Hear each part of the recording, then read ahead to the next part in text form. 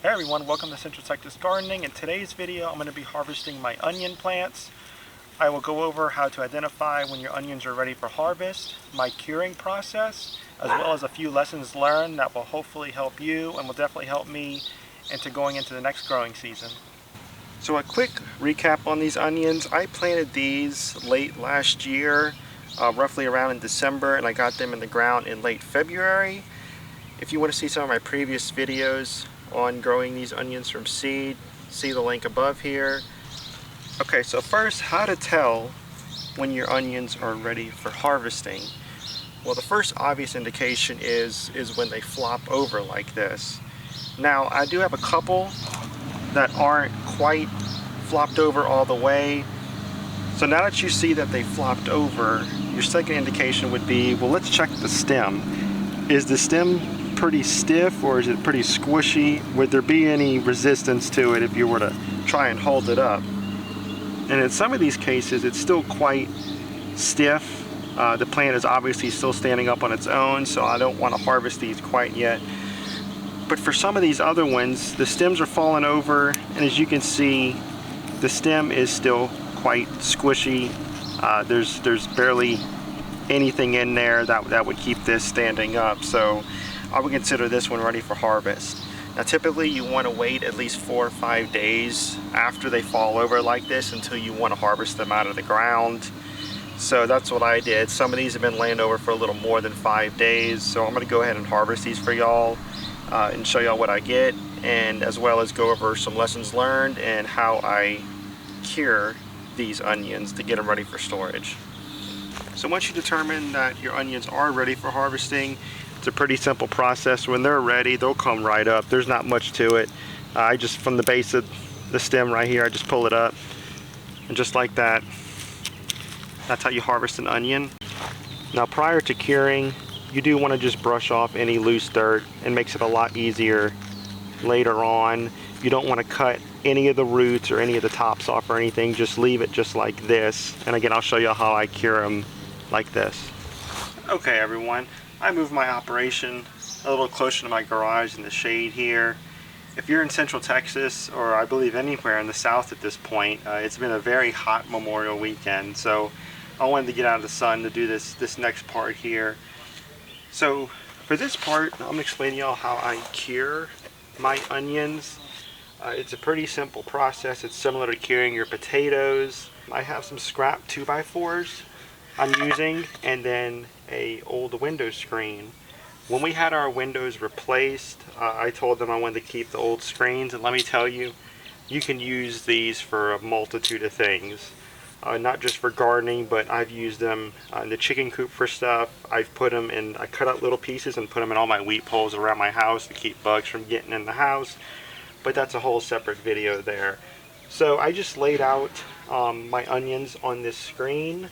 This is just a small group of onions. I still have some more to pick, and I also have some other ones that have been curing for almost a week now. So I'll show you those there in a minute.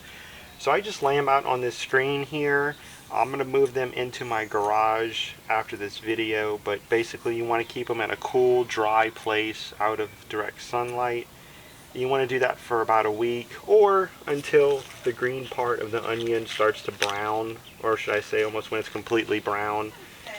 And at that point, you're going to want to cut your roots off and then cut the green top off right there once it's completely dried out. So again, it's a pretty simple process. Give it at least a week until these greens brown off, and you'll be ready for storage at that point. So here's some onions I picked about a week ago that have been drying. Other than using the old window screen, this is some chicken wiring here, and the onions almost fit perfectly in here. You just lay them upside down just like that, and the onions lay right on top of the metal frame there. So this is another way you could do it, but I just want to show an example of what I mean when they're starting to dry out. You can see the green tops are starting to brown off a little bit, so these are getting pretty close, if not just about ready for storage, at which point, like I mentioned earlier, I'll clip these roots right off, which I could feel are very dry at this point, and then I'll cut off the green stems on the top of it, and at that point they'll be ready for storage in a nice dark cool place inside my kitchen. So overall, I am very happy with the harvest that I got. Every one of them grew. I think I had maybe a 5% or less failure rate once I transplanted these into the ground. So overall, I'm very happy with what I got. However, this year my onions were a little smaller than they were last year. By no means are they not usable, obviously, but they are a lot smaller than last year, and I attribute this to a couple things that I'm going to change for next year.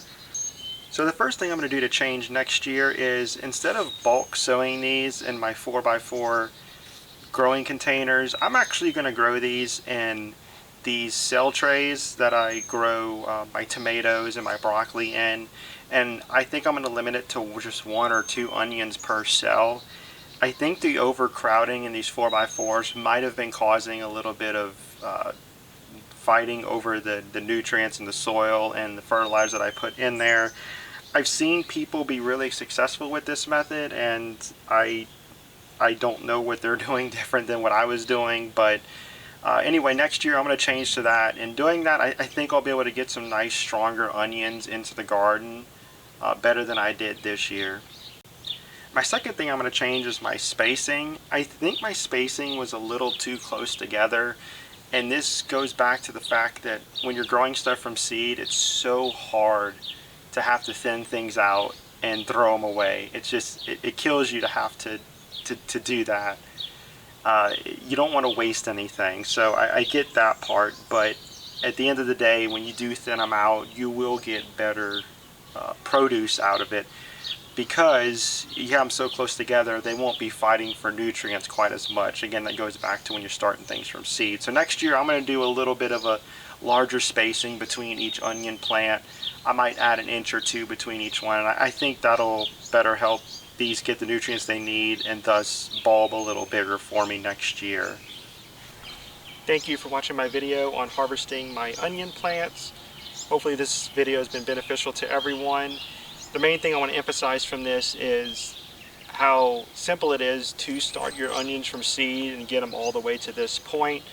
There's a few items that obviously I'm going to need to fine-tune for next growing season, such as when I start them from seed indoors all the way to the spacing I do when I transplant them into the garden. If you haven't already, please subscribe to my channel. It's free to do. Leave your likes and comments down below. I'm always looking for suggestions on how to better grow my plants every year and get better yields.